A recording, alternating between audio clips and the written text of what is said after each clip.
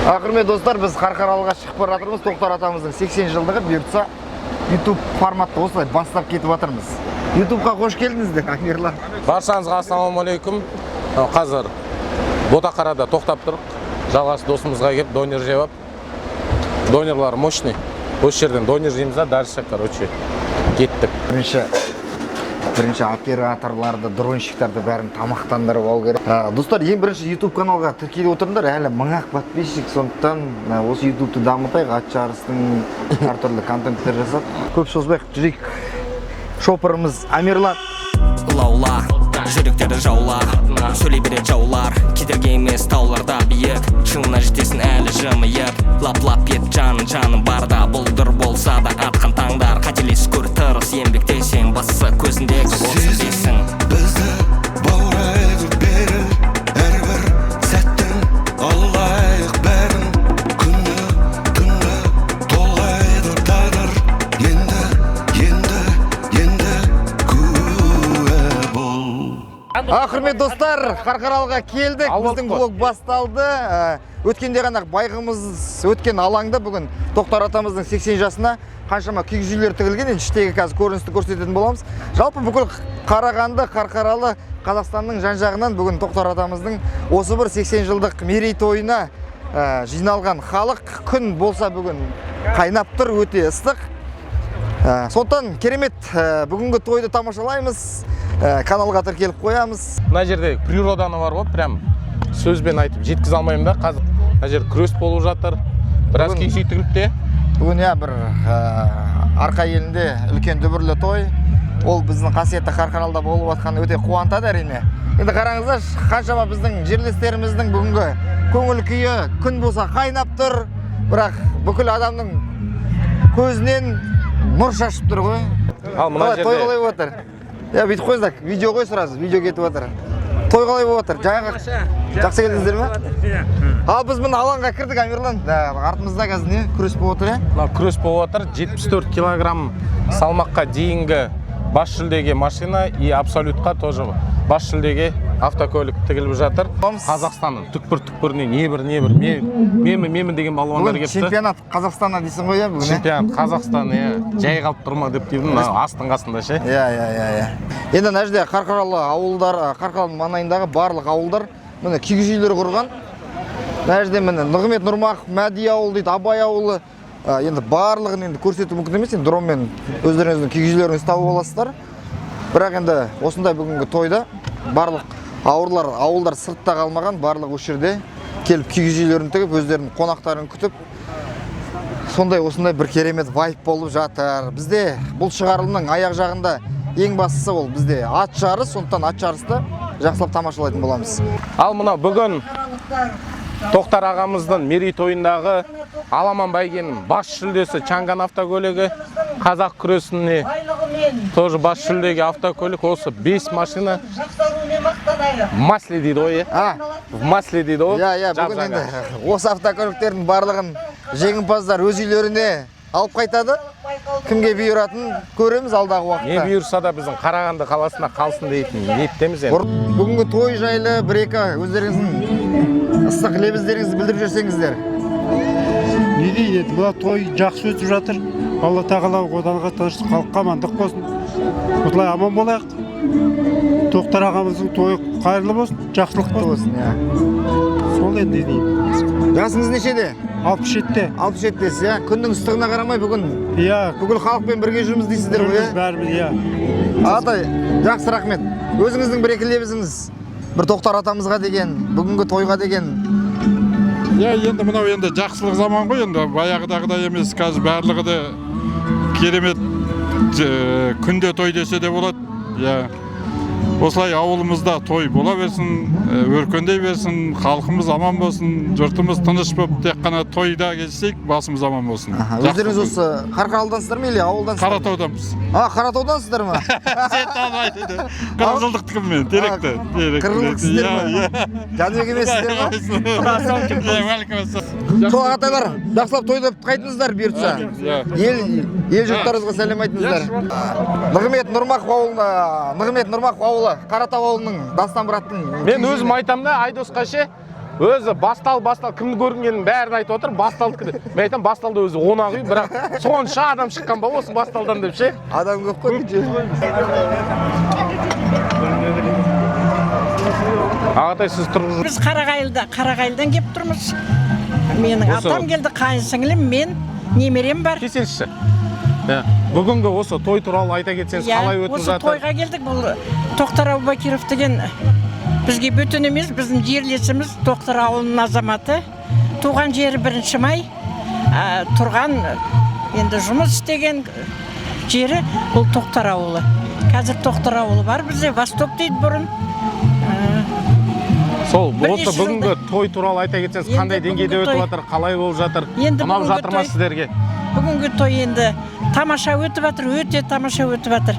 Қаншама халық жиналған. Бүгісі енді жалғыз Қарқаралының емес, әлемнің азаматы. Батыр, біздің Қазақстанның батыры. Қазақстанымыздың батыры, иә. Енді не деп айтайын деп едім. Тоқтарымыз енді 80-ге келіп отыр. Алланың берген жасын жасай берсін.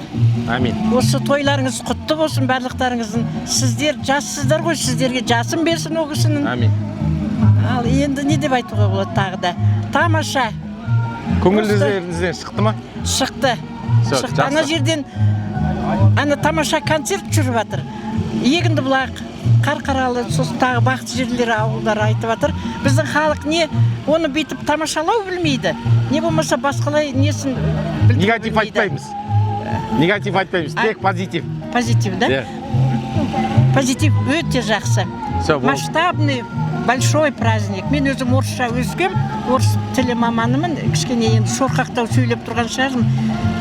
Жақсы, рахмет сіздерге. Сіздер де аман болыңыздар, рахмет. Ата, жасыңыз нешеде? Жасым 82-ге кетті. 82. Тоқтар ағамызбен замандас екенсіз, е? Тоқтар аға екеуміз бір ауылдамыз. Сіз бір ауылдансыз адаш. Онда бірге өсіпсіздер ғой, е? Жоқ. Ол ерте кезде ғой, біз көшіп жүрдік негізінен. Бір 10 жылдық мектепте осы Қарқаралы ауданында 4 жерде оқыдым. Дұрыс. Той қандай деңгейде өтіп жатыр? Енді той жақсы. Тоқтар ағамызға 1-2 жылы лебізіңізді айтып жүріңіз. Тілегіңізді. Тоқтар айналайын. Өмірің ұзақ болсын. Денің сау болсын, әрқашанда үлкенің өсе берсін. Анау немерелеріңе алдым. Сол шөберелеріңді көруге жазсын. Ұзақ өмір тілеймін. Енді жеңіс осы ауылдан. Әмин, сіздің жасыңызды бізге берсін, аға. Артымызда тұрған Жаке братымыз Жансай Исмағұлов 2 олимпийский цикл күрескен. И оның қасында мені секундант болып жүрген Қанжанов Бейімбет ағамыз. Чемпион мира самбодан. Мені жаңа Жаке брат тағы да бір белдесуін отырды. Қазір Алла жазса полуфиналда тұрды. Жансай ағамыздың главный тренер өзіңіз ғой, Амирламен кей бір кеше барып көріп жүріңдерші, бір нәжеге шығып. Лайф формат түсіре беріңдер. Жансай ағаммен бірге алдын ала біздің шетский братваның ұйымшылдығын айтамын да. Міне шеттің балалары қараңдаршы. Шет туралы рыл салат жасар енді. Аға, бауырлар бәрі. Бір рылысты арнай көрек қой. Айтамын да шеттің ұйымшылдығын қараңдаршы. Аға, бауыр, іні бәрі бірге жүр қараңдаршы. Жаке братқа осындай поддержка беріп жатырмын. Тони, Чага, досым Бекова бар. Аллах қаласа енді. Машина түсіп кеттік енді, Алла қаласа. Құдай қаласа. Жак G7-ге отырып кетіп бара жатыр ма деп ойлаймын. Мына жерде Неме? Басқа бар. Облыстар көп па? Қанжанов Бейімбет бар. Бәрі осылай. Амирла досым осы рылысты шет аудан жігіттерін арнай деді. Алла жазса. Барлығы туралы салып жатсың ғой. Шетский братва мощный, ұйымшыл ше, шын. Лучше сам без планеты. Туған брачкасы, Жакен. Айдос. Айдын Дартаев 2 дүркін әлем чемпионы. Бейімбет братымыз трехкратный әлем чемпионы самбодан. Сол брат осы той туралы айта кетсең, қандай деңгейде болып жатыр мына күрес? Ассалаумағалейкум, қазақ елі. Мынау бүгін осы Қарқаралы жерінде керемет осы Тоқтар атамыздың турнирін өткізіп жатыр. Енді өтіп жатқан жарыстың дәрежесін айтамыз, өте жоғары дәрежеде өтіп жатыр. Енді былай қарайтын болса керемет қазақ үйлер тігілген, өзі жалпы аурасының өзі бөлек та мына жерде. Енді қаншама мынау бұл бізге бізге ғана емес, спортшыларға ғана емес, бүкіл осы Қарқаралы еліне, тұрғындарға барлығына бұл бір керемет мереке да. Енді бізде қазір енді бауырларымыз күресіп жатыр. Енді біз соларға балет етіп келдік. Енді жалпы өте жоғары дәрежеде дайындалған. Мен жаңа келе жатып айтамын да, мына күрес бар ғой, бүгінгі болып жатқан күрес ше, 74-те и абсолютта ше, осы бір чемпионат Қазақстан секілді отыр, ылғи мықтылар келіпті. Мықтылар отыр. Негізі жалпы біз енді тойшыл қауымбыз ғой, жалпы қазақ елі, бірақ бұндай осындай мерекелерді көбірек өткізген, негізі сол көбірек өткізу өте ол дұрыс деп ойлаймын. Және де ол артта өсіп келе жатқан ұрпақтарымыз бар, қанша бауырларымыз бар. Солар осы қазақ елі бұрын қалай тойлаған, осы өзіміз осы мұндай мерекелерді қалай өткізу керек, соны біз көрсетіп соларға беріп кетуіміз керек. Міне қазір осы жарыста мына Тоқтар ағаның жарысын керемет қылып өткізіп жатыр. Ол біз көрдік бұны. Ертең біз осындай жарысты сондай бір белгілі бір тұлғаның атынан біз өткіземіз. Сөйтіп осыдан ұрпақтан ұрпаққа дәстүр ретінде жалғастыра беру. Ал жалпы енді менің өз ойымша өте керемет дәрежеде, керемет. Енді бұл сондай прямой сұрақ. Негізі көп астарда күрес жалпы қазір сайшылар арасында да мысалға келісіліп, жаңағындай машина бөлісіп жатады ғой. Бүгінгі сайыста жалпы додада қалай? Келісім жоқ па деген ғой. Келісім бар ма, жоқ па, енді сіздің көзқарасыңыз? Сосын жалпы негізі мен шын айтсам бүгінгі осы жарысты көріп риза болып тұрмын да. Өйткені жаңа Ақшонтаев Айдос ағамыз бар, жаңағы Асылназ бағана айтып жатыр, 100 грамм ас кеткен палуандарды өткізбей жатырық дейді. Ол кісілер, ол балаға ол кісілер жаман болып көрінетін шығар, но ол бірақ тәртіп, ол келешек ұрпаққа, келешек алдыда болатын жарыстарға ол біз үшін пример да. Тәртіпке бағынған құл болмаса дейді ғой. Тәртіпке бағынған құл болмаса, Бауыржан Момышұлы айтып кеткен ғой. Сол себепті ондай заттарды көбірек жасау керек та. Өйткені мына өткізіп жатқан жарысты осы өз несін жаңағы дұрыс өтуін әкелу керек қой жалпы. Бірақ мен енді жаңа қарап отырмын, енді әділ өтіп жатқан секілді, ешкім бөлісіп, енді қазір спортсмендар енді бәрі формада, бәрі тренировка жасап жүрген балалар ғой енді. Қазір мен енді маған өзіме бөлісіп жатқан жоқ секілді. Шын палуанға бүгінгі жүлделер бұйырсын дейсіз ғой. Енді брат, басты сұрақ ше? Ең бастысы YouTube көрермендерге ең қызықтысы, братан, білесің ба, неше? Қазір 74 уже полуфиналға кетті. Сол полуфиналға неше балуан шықты и 100 килограмм басталды ма? Сол 100 килограммда бас фавориттер кімдер? Бағана TikTok'та отырық, TikTok'та бәрі сұрап отыр, фаворит кім, күрес не отыр деп ше? Енді жаңа күресіп жатыр ғой, Қырықбаев Ғалымжан, ол да енді Қазақстан барысына күресіп жүрген палуан, енді Қырықбаев күресіп жатыр. Енді бұл жерде енді мынау фаворит, мынау слабый деп айтуға болмайды, өйткені ол жарыс болғаннан кейін кілемнің үстіне шығып күрескеннен, кілем деген ол астарда, ол аяқ любой момент тайып құлауы мүмкін ше. Сол себепті бүкіл шығып келе жатқан спортшылар фаворит. Енді жаңағы Ғалымжан ол енді Қазақстан барысында күресіп жүрген, енді сырттарда шетелде күресіп жүрген палуандар. 74 келі салмақта Жансай Смағұлов енді 2 олимпиада ойындарының жүлдегері емес, қатысушысы. 2 олимпийский цикл күресті ғой. 2 олимпийский цикл күресті. Күресіп жатқан палуандардың бәрі мықты, бәрі жоғары дәрежеде дайындалып келген. Енді бұл жерде ұтылам деп ешкім демейді ғой. Ұтылам деп ешкім демейді. Самый главный, ең бастысы бұл жерде спортшылар жарақат алып қалмау ғой. Әрі қарай бұдан, соңғы жарыс емес бұлардың. Бұлар бұдан да әрі қарай басқа да жарыстар болады, сол жарыстарға травма алып қалмай, жарақат алып қалмай, сол келесі жарысқа да дайын болып жүретіндей. Все, жақсы онда, той боласыздар. Сіздерге онда сәттілік, брадан. Алла жазса машинамен қайтуға Алла тағалам нәсіп етсін.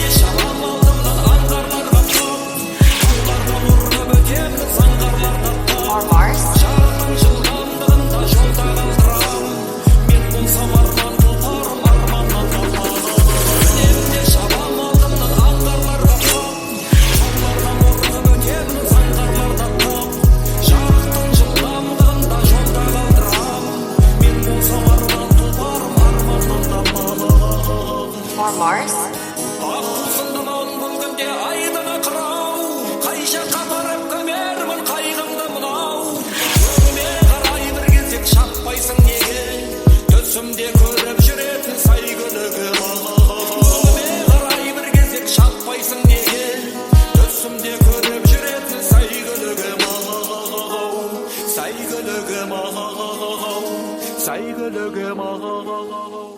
қаншама халықтың ортасынан осы айғай шуымен анадан рұқсат сұрап, мынадан рұқсат сұрап, әртүрлі осы жерге кірдік. Міне қазір құнандарды таныстыру болып жатыр. Қазір алла жазса 1-2 минутта уже құнандар шауып кететін болады.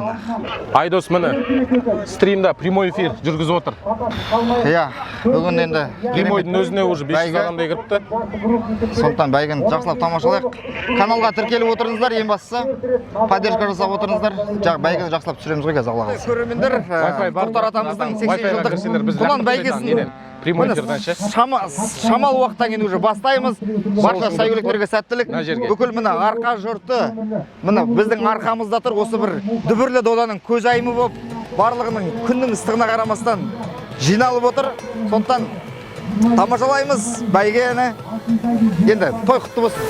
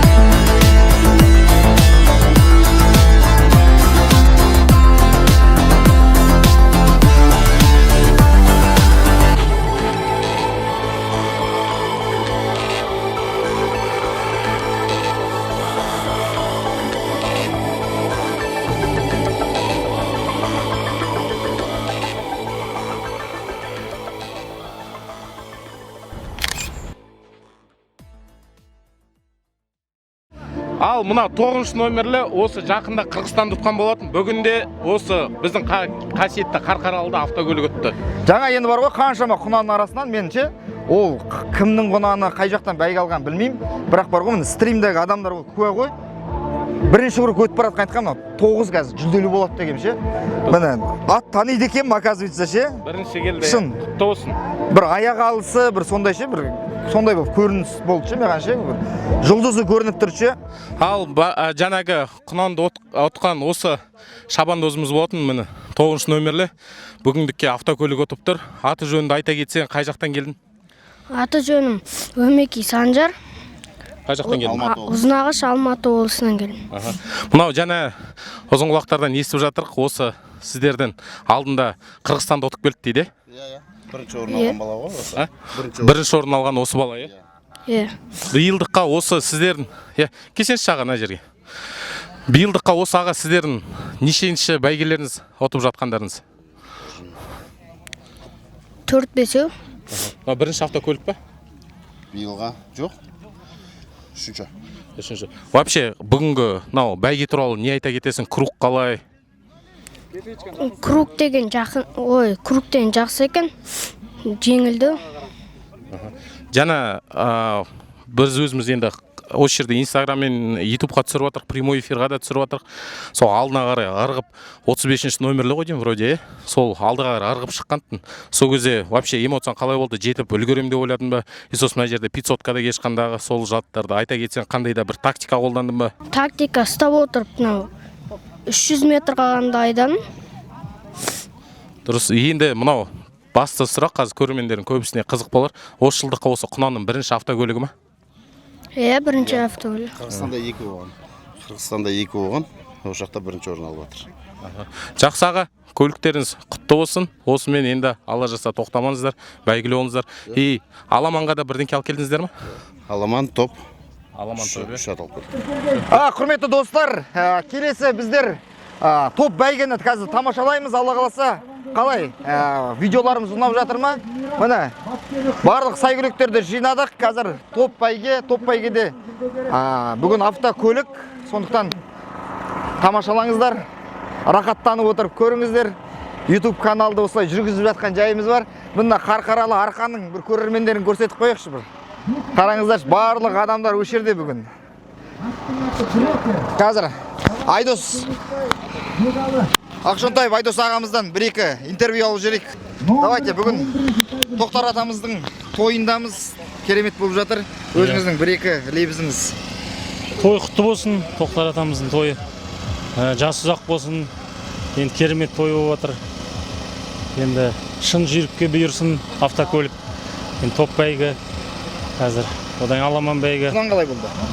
Құнанды көрмедім мен. Көрмей қалдық, иә. Қордайдың аты, Мұрат ағамыздың аты тұтты ғой. Иә. Құтты болсын деп қоямыз. Құтты болсын, Мұрат аға құтты болсын. Ол кісі де мықты кісі ғой. Мықты селекционер. Енді алла жазса, шын жүйрікке бұйырсын. Енді өзіміздің аттарға болет етеміз, арқаның аттарына. Сол жүйріктердің аяғы талмай. Енді жақсы жүгіріп келсін. Амин, рахмет. Жақсы рахмет. Сіздің енді бұл каналға бір сөйлеуіңіз керек бәрібір де. Спонсорлар да болып жатсыздар, енді былайша айтқан кезде. Ассалаумағалейкум, құрметті ағайын. Бүгін Тоқтар ағамыздың 80 жас мерейтойын тойлап жатырмыз. Бүкіл қарқаралылықтар, ауыл азаматтары болып, міне күрес өткізіп келдік жаңа. Таза күрес жасадық. 74 килограммға дейін, 74-тен жоғары 2 Веста болды. Бірінші орынды Солтүстік Қазақстан әкетті 74-тен. Екінші орынды Жансай Смағұлов алды. 74-тен жоғары абсолюттік салмақта бірінші орынды Түркістанның палуаны алды. Екінші орынды Солтүстік Қазақстан алды. Құтты болсын палуандар. Енді бәйгіміз өтейін деп жатыр. Бәйгіміз жақсы өтсін. Осындай тойларымыз көп болсын. Ел аман, жұрт тыныш болсын. Осындай тойларда бас қоса берейік. Амин. Ауымыздан мықты Тоқтар ағамыздай батырлар шықсын. Дұрыс, рахмет. Міне, Тоқтар ағамыздың артынан еріп келе жатқан бұл біздің міне Ақшонтаев Айдос ағамыз. Бірлік болсын. Бірлік бар жерде тірлік бар. Солай приисті күйіп, мәшінеті күйіп. Дұрыс. Жоққа көмектесейік, короче. Молодец.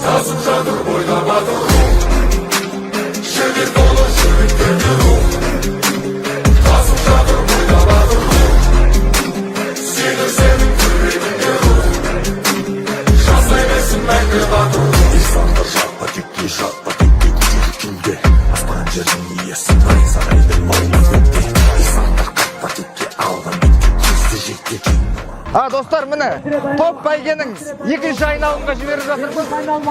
Сәйгүліктердің барлығы бірдей кетіп бара жатыр. Енді бұл жерде де 5 автокөлік ұтқандарды тұлпарлап бар, Алматы облысынан жаңағыда 5 автокөлік ұтқан деген 22-ші номердегі сәйгүлікті атап өтті. Сол кішкене миымда қақпай деймін. Қазір көреміз.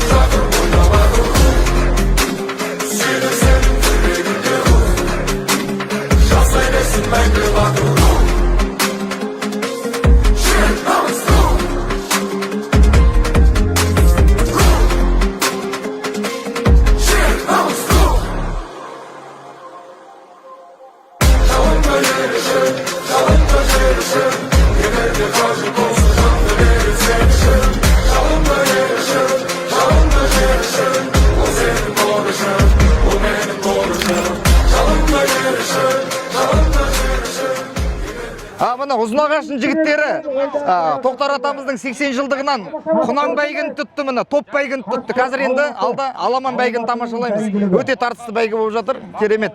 Құрметті достар, міне Қарқаралыдағы Тоқтар атамыздың 80 жылдық мерейтойында міне 9-шы номермен. Есімің кім бауырым сен? Өмеки Санжар. Санжар бауырымыз міне дубль автор атанып жатыр, яғни құнан тұттың, автокөлік тұттың. Енді міне топ бәйгіні тұттың. Қалай болды жарыс? Күшті. 3 ат бөлініп шықтыңдар, бір керемет тартыс бәйгі. 22-ші номер фаворит екенін білдің бе? Иә. Білдің? Аха. Сен негізі ана жерде 500-ға дейін қалып кеп 500-дің ортасында оздың, иә? Аха. Өз атты сезініп келдің бе? Иә. Ұтам деген уверенность болды ма? Иә. Санжар, нешінші автокөлік ұтып жатсың? 7-ші автокөлік. Биылға ше? Биылға 5-ші. Биылға 5-ші автокөлік ұтып отыр екен міне. Санжар бауырымыз Қырғызстанды ұтқан бала жақында. Қазір енді Аламанға шабасың ба? Иә. Дұрыс, енді Аламанда көреміз. Аламанда қай номермен шабады? 9-ға бізде постоянно. Аламанда да міне 9-шы номермен шабады екен. Сондықтан тамашалаймыз. Хет-трик жасаймыз ба бүгін? Аха. Алла қаласа. Мбаппе ұқсап бір хет-трик футбол көресің ба негізі? Жоқ. Көрмейсің ба? Ал енді дубль автор атанды, енді қазір тамашалаймыз, может хет-трик жасап қалады. Сәттілік ал. Ал енді осы бәйгені тамашалап жатқан арқа жұртының барлығы осы жерде ғой енді. Бір-екі көрермендерден бүгінгі жалпы бәйге жайлы бір ақпараттар алып жүрейік, иә? Мына жерде талпа жігіттер отыр екен. Кез жігіттер, ассалаумалейкум. Хат қылмасаңдар ше. Қалайсыңдар? Бәйге қалай отыр жалпы? Керемет болып отыр ма? Давайте бүгіннен Тоқтар атамыздың 80 жылдық мерейтойы. Өзің бір-екі ауыз тілегіңді айтып жүрсең. Айтып жүріңдер, ұялмаңдар. Қалай болып жатыр жалпы? Бүгінгі той өте жақсы деңгейде өтіп жатыр. Аха. Жан-жақта қаншама аттар келіп өте қызықты, азуында ат жарысы болып жатыр. Соған енді көрермендер де көпшілік жиналып қапты. Жалпы көңілден шығып жатыр, иә? Көңілден шығып жатыр. Все, жігіттер той-той қаласа берсін осылай. Арқамыздың осындай ашық аспанда, осындай ағайын жұртпен той-тойлап, осындай жақсы күндерде жолыға берейік. Каналымызды ары қарай көреміз. Алда Аламан бәйгі бар. Ассалаумағалейкум, құрметті көрермен. Той құтты болсын. Бүгін Қарағанды облысының дене шынықтыру және спорт басқармасының басшысы Нұркен Қанатұлы Нұратовтың бастамасымен Сарыарқа спортшыларының атынан халқымыздың тұңғыш ғарышкері, халық қаһарманы батырымыз Тоқтар Оңғарбайұлының иығына шапан, астына сәйгүлік табыс етуге рұқсат етіңіздер. Ал мені қазір тағы да қазір 1-2 минуттан кейін Аламан басталатын болады. Аламанда мына жерде Тайван мен Көкшоқай жаңағы 2 рет чемпион болды ғой, 2 рет машина отқан. 9-шы номер тағы да 9-шы номермен түсіп тұр. Я кім қойдың? Қарлағаш деді ме? Кім деді аты? Мына 9-шы номер болып түседі. Міне қазір Тайванды көрсететін боламыз. Тайванды былтыр енді Кернейдің астында Бақторымен таласқан бір керемет бәрекесі болып еді. Мына жерде енді Аламанның барлығын жинады. Міне Көкшоқай 25-ші номер міне. Көкшоқаймен 25-ші номерде жүр. Міне кетіп баратыр. Сабалақ. Миша да осы жерде жүр. Тайван 12 ғой, иә? Тайван 12-мен жүр, иә. Атақты Тайван. Атақты Тайван бүгін Қарқаралыда. Ал Аламан бәйге 30 шақырым қызықты бәйге болады. Микағатайымыздың Құрманғазының аттары бар. Бірақ таппадым қай номер екенін ше. Құрманғазының 6-шы номер бірақ. Енді біреуіңіздің аттарын атамай атсақ ренжімеңіздер енді. Білмей атырық бар ғой, кімнің атып шауып жатыр, информация кішкене о жағынан мөлді. Бәйгені тамашалаймыз. 11 айналым. Көкшоқай мені ортада кетті мені, Көкшоқай. Ал кетті, ал сәйгүліктер.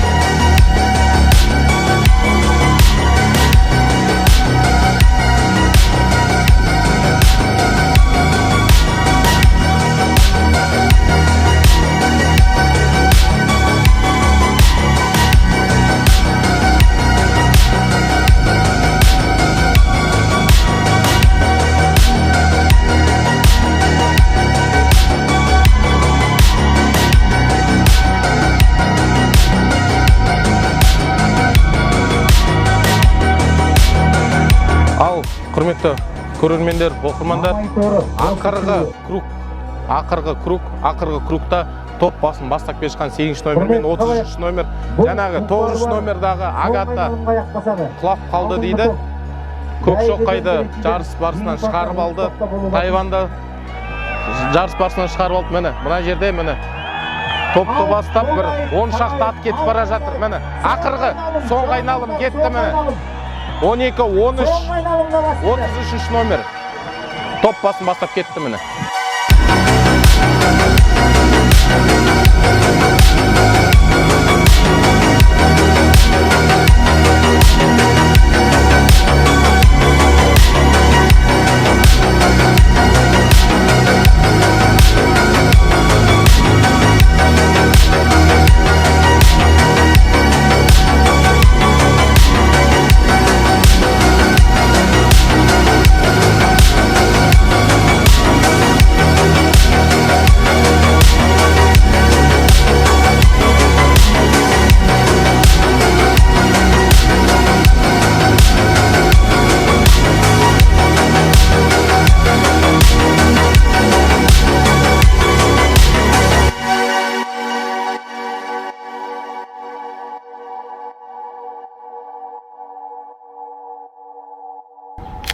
Құрметті достар, міне бүгін Амерлан екеуміз жартысын түсірді, мен жартысын түсірдім, стримда болдым. Осы YouTube каналдың бүгінгі съемкасын нүктесін қоямыз. Қалай бәйге жалпы? Бәйге мощный болды.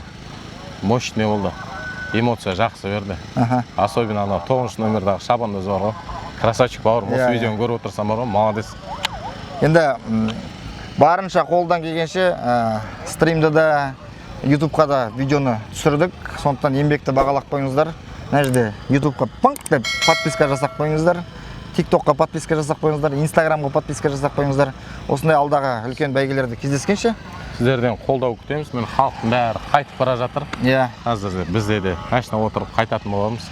Күн енді ғана түсті міне. Бағанадан бері күн вообще қайнап тұрды. Мощный болды, иә? Жақсы болды, иә. Тоқтар ағамыздың асы баршаңызға ұнады дейтін. Иә.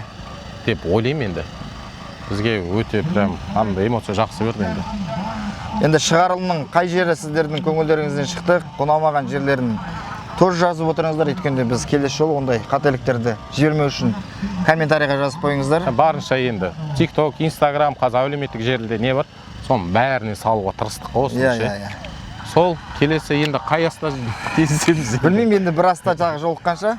Осылай YouTube-та аяқтаймыз. Біз Қарағандыға қайттық. Бүгін бір естен кетпес күн болды. Все.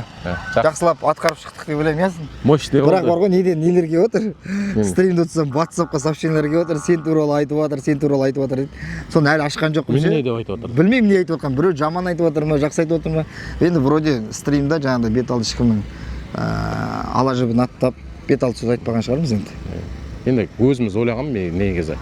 Көкшоқай мен Тайванның несін көрем ба деп ше. Жарысын көрем ба деп. Екеуін прям екеуі кәдімгі эмоция бере ма деп ше. Енді Аллахтың жазымы солай болып тұр ғой енді. Сол. А так 9 номер қайтадан айтамын. Шабандоз красавчиксің. Все, жақсы онда, давайте осылай бітті аяқтайық.